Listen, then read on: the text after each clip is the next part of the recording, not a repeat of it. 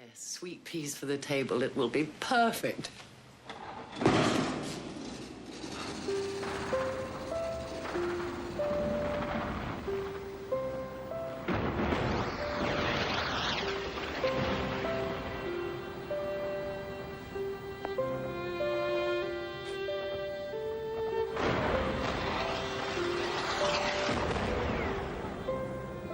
Those awful motor cars. Yeah, oh, yes, of course it was a car.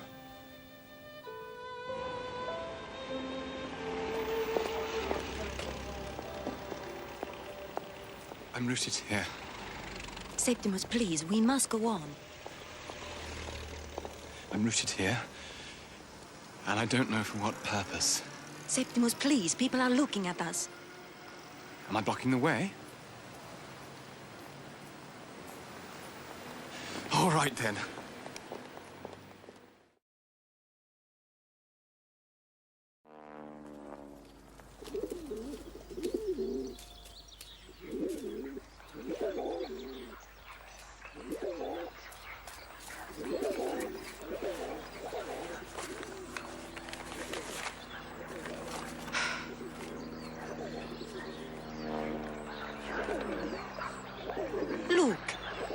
Look, Septimus.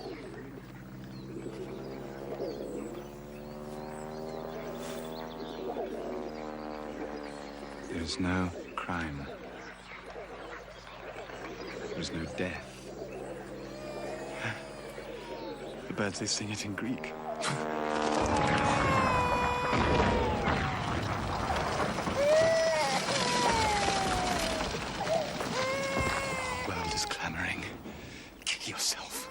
Yourself. Septimus, I'm going to walk to the lake and back.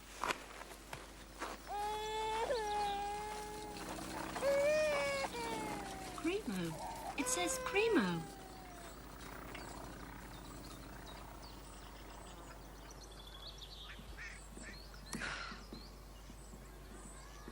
So invigorating. I do agree. The bushes, the flowers, so well kept. Yes, this is a wonderful garden. Beautiful. You should see the Milan gardens. What a strange person. She's a foreigner. Oh, that explains.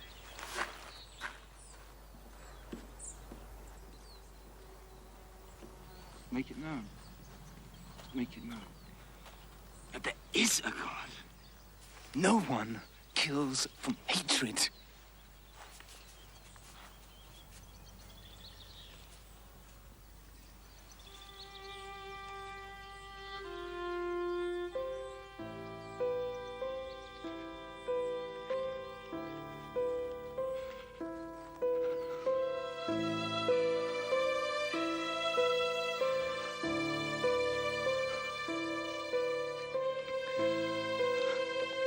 Evans! For God's sake, don't come.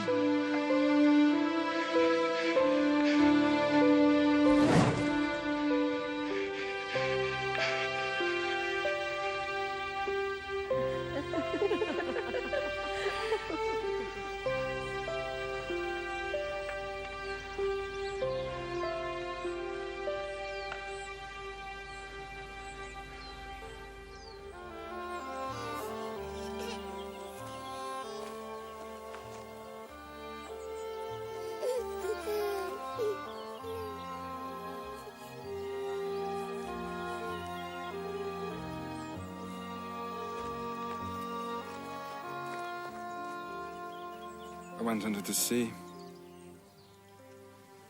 I have been dead. But now I'm alive.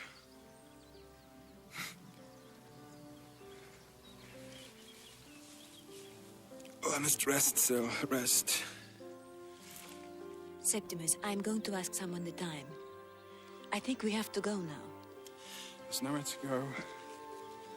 Nowhere to hide. Septimus, you know we are going to see a doctor who will help you. No more doctors! No more lies! Septimus, please. Alfred, Hey.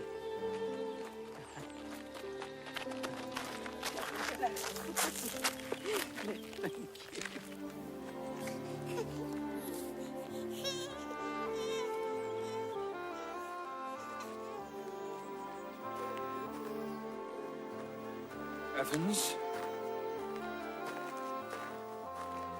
Evans! For God's sake, don't come!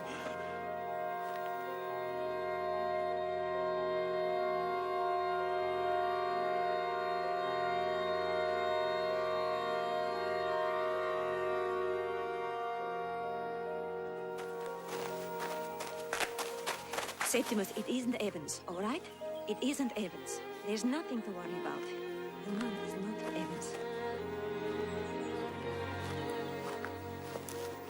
Really, he isn't. Come on. Let's go for a walk. It's a nice day.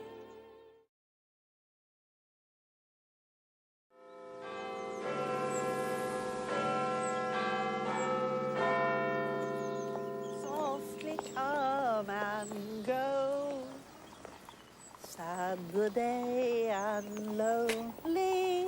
Poor old woman. Sad our hearts and long. Oh, Septimus, you won't tell the doctor, will you? You mustn't. They would take you away from me.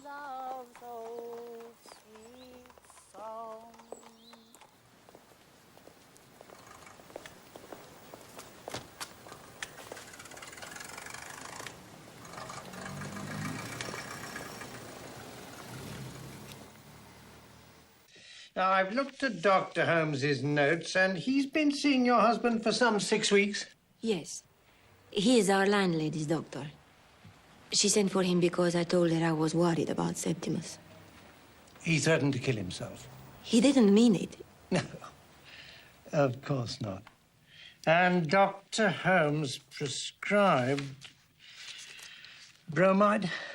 Yes. He said that there was nothing really wrong.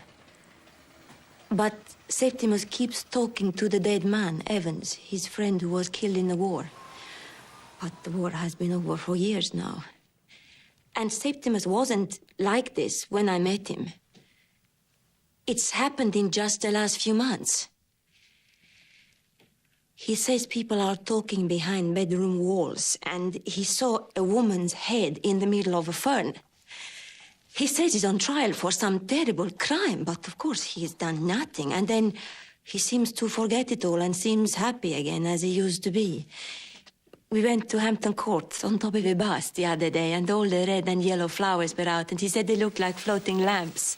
And he was funny as he used to be, and he made me laugh, and I was so happy. And then suddenly, as we were standing by the river, he said, "We will kill ourselves." Then he held my hand and said he was falling into the flames, and he cried and cried. Mrs. Warren Smith, your husband is very seriously ill. From everything you've told me and from Dr. Holmes's report, I believe that he's suffering from delayed shell shock. He's not mad, is he? Oh, I never use that word. I prefer to say lacking a sense of proportion. But Dr. Holmes said that there was nothing whatsoever the matter. Your husband needs rest. Complete rest. But not away from me.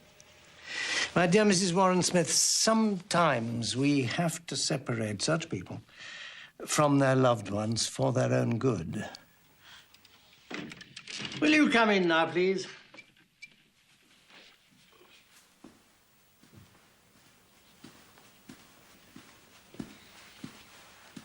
Good.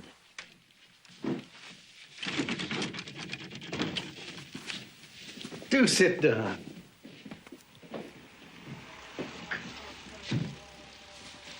I see that you served with great distinction in the war, Mr. Warren Smith. The war? The European War.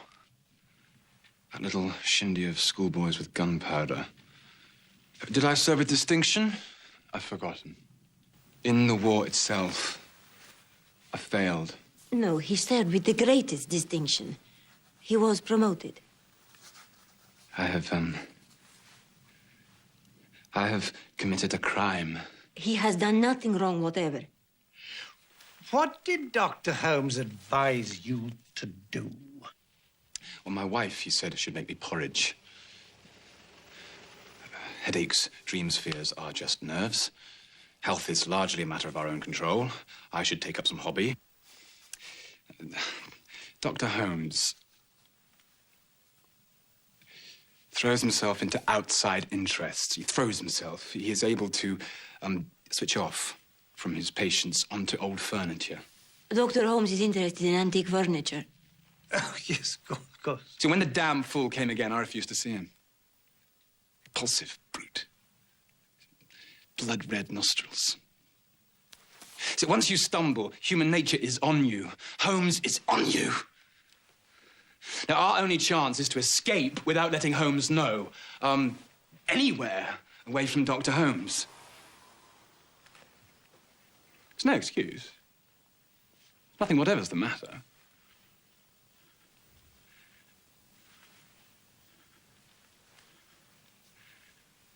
Except the sin for which human nature has condemned me to death. I cannot feel. I did not care when Evans was killed. That was the worst. But all the other crimes raise their heads, shake their fingers, they jeer, they sneer at me. Now, the verdict of human nature on such a beast is death.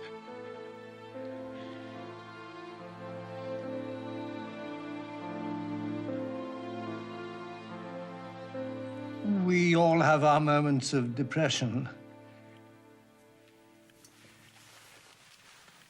He has impulses sometimes. That is my own affair. No, there you are mistaken, sir.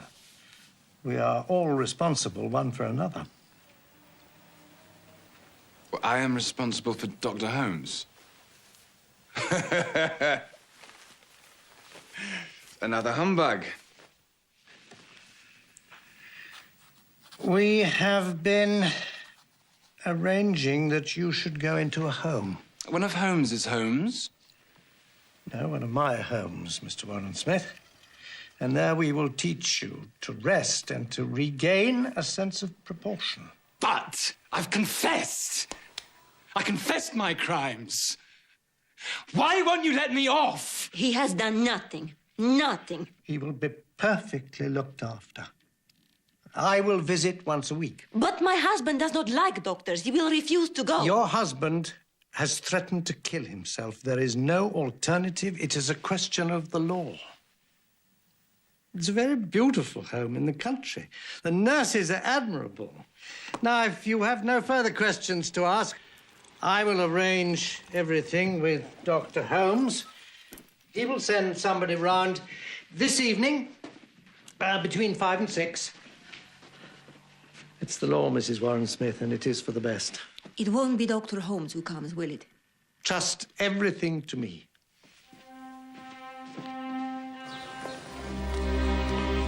I do not like that man. It's a humbug.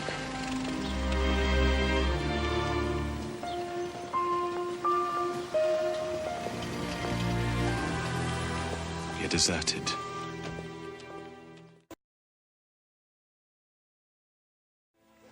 Well, my idea is this. We all agree, do we not, that Britain is overpopulated? Yes, indeed.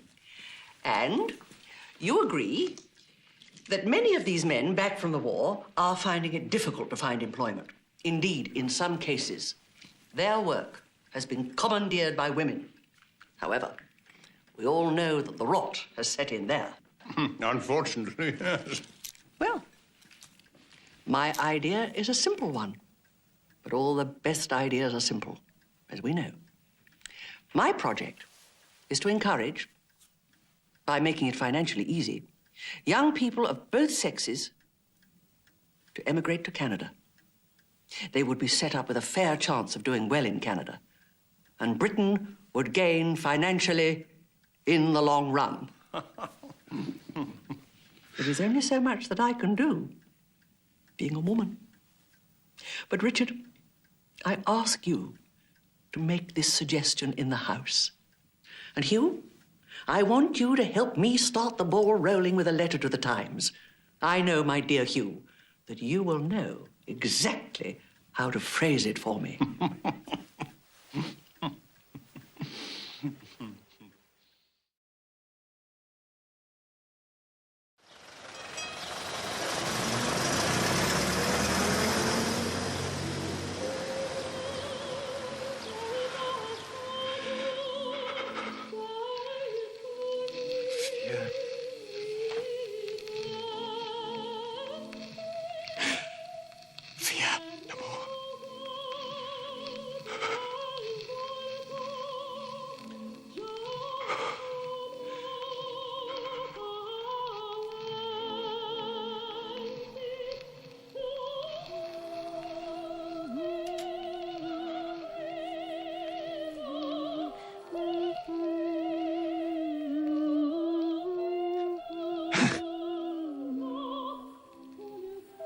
Who are you making that hat for? Mrs. Filmer's married daughter. And what's the name of Mrs. Filmer's married daughter? Mrs. Peters. I don't like her, but Mrs. Filmer has been so good to us. I wanted to do something for her. That's too small for Mrs. Peters. She's enormous. That's an organ grinder's monkey's hat. There. Well, now the Pullman look like a pig at the fair. Now, come on, let's see what you've got in your workbox.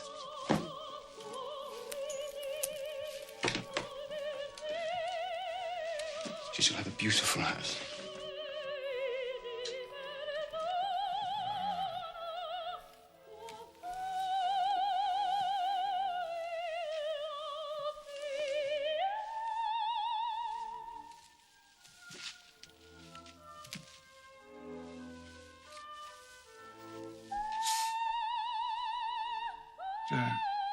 Now, stitch that together very, very carefully.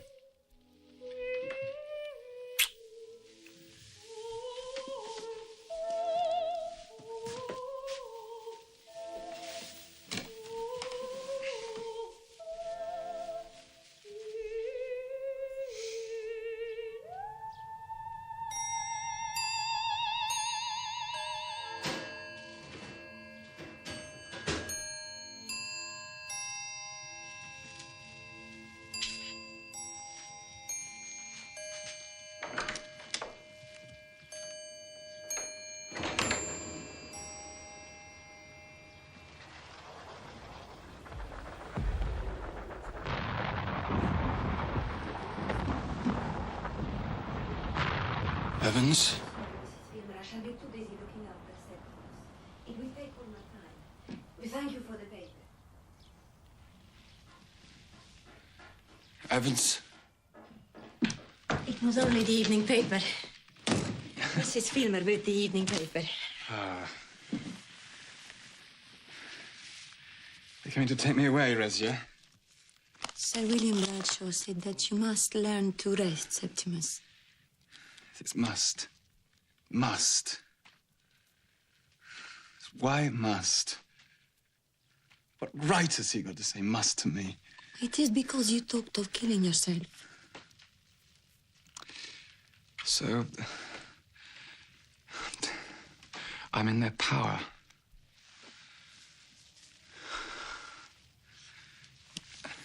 Where are my writings, Rezia?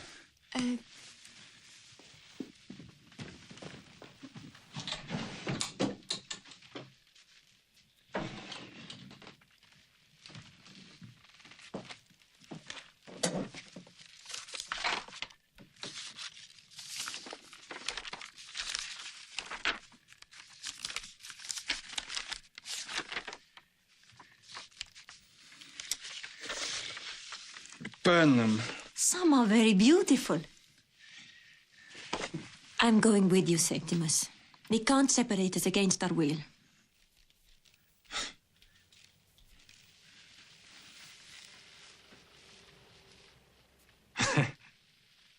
You're a flowering tree. You're a sanctuary. You fear no more. Not Holmes, not Bradshaw.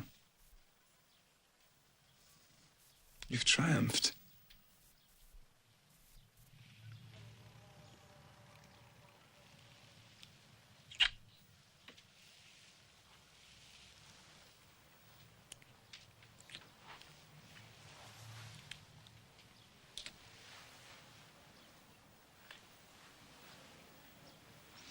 I'm going to pack our things, Septimus. I shall tie these with silk and hide them away. Good afternoon, Mrs. Villeneuve. Good afternoon, Dr. Evans. If St. Holmes. I won't let him come in here.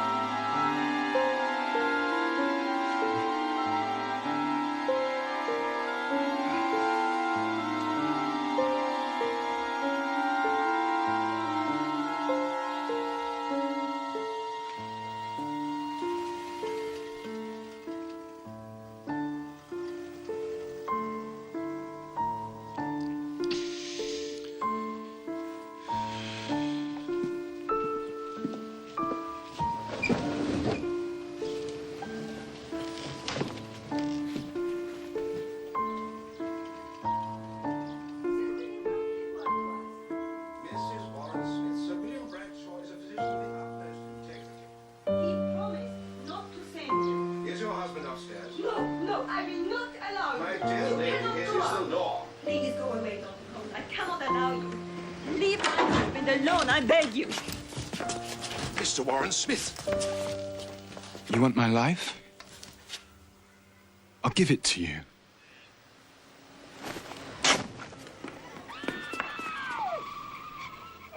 The coward. Why the devil did he do it?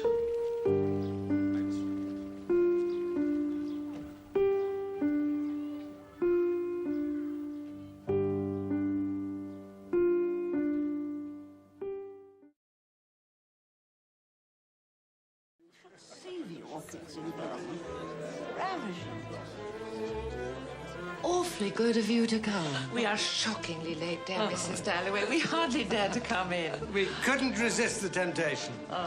But a rather sad occurrence held us up. A young patient of mine killed himself. Really, Richard, there must be some provision in the government's bill for these cases of delayed shell shock. Yes, poor young man. Awarded for bravery during the war, and then this evening he just throws himself out of the window, impaled on the railings. It's quite upset, William. She looks like a sea lion barking at me. Dear William. He does so hate losing a When patient. a young man's body is blown apart, he loses an arm or a leg or half a face, as we've seen so often. It's immediate. Stop it. We know Stop it. exactly Don't talk of death in the middle of my party. I don't like you. I've never liked you. You're obscurely evil. And the poor creature will either survive or he won't, but we all know about it. We do our best for him. A young man came to you on the edge of insanity, and you forced his soul, made his life intolerable, and he killed himself. What is happening? Stuck there with These mumps. young men who It's are being frightful. brought to us. Every single month. It's like 2 or 3 Actually, I've years seen her this since evening. these She was there cases in the come sand with the into dame. us. The dame is going mad. Actually, She this blames heavy case, on me, and I do have to do all the close can't be under pressure. And there they all are. The dame is in despair. And all lives. If you'll excuse me, Lady Bradshaw. Prime Minister, I know perfectly well what his answer would be. Lady Bradshaw, I Alice, have to. the problem is that politicians are not really very interested in shell shock. No, this is it. This is exactly it. I see that Sir William Bradshaw has just arrived. Now, I think it would be most useful to bring him in on your immigration scheme. I know he's treating many of these fellows for shell shock or whatever. I'm sure he'd think it a good idea to get some of them to Canada. Open air life and all that. Excellent for mental disturbance. What a good idea, Hugh.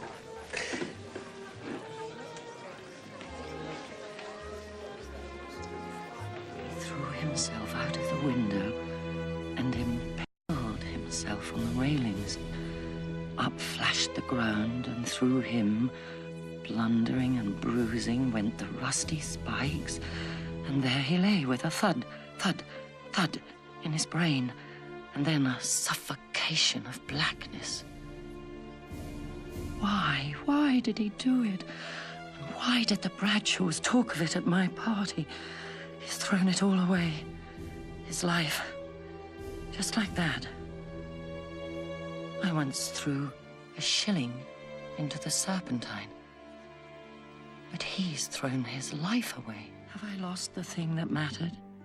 Let it get obscured, gradually, every day in corruption, lies, and chatter.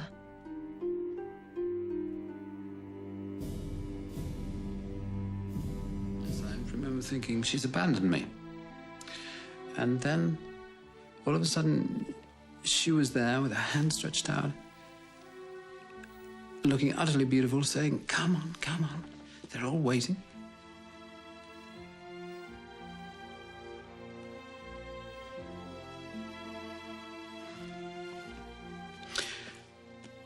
Why wouldn't she marry me, Sally? She was afraid.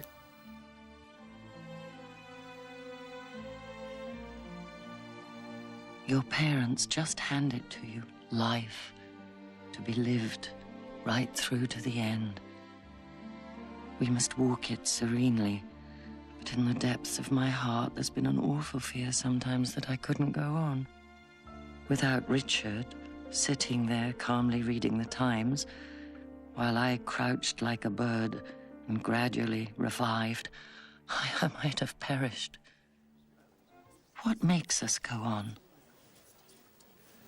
What sends roaring up in us that immeasurable delight to surprise us?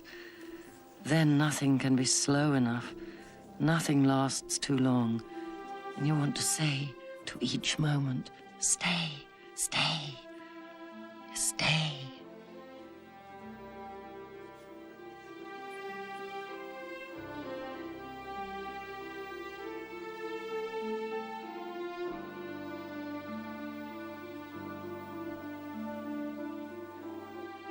I must go back to my party, to Sally and Peter. That young man killed himself, but I don't pity him. I'm somehow glad he could do it, throw it away. It's made me feel the beauty, somehow feel very like him, less afraid.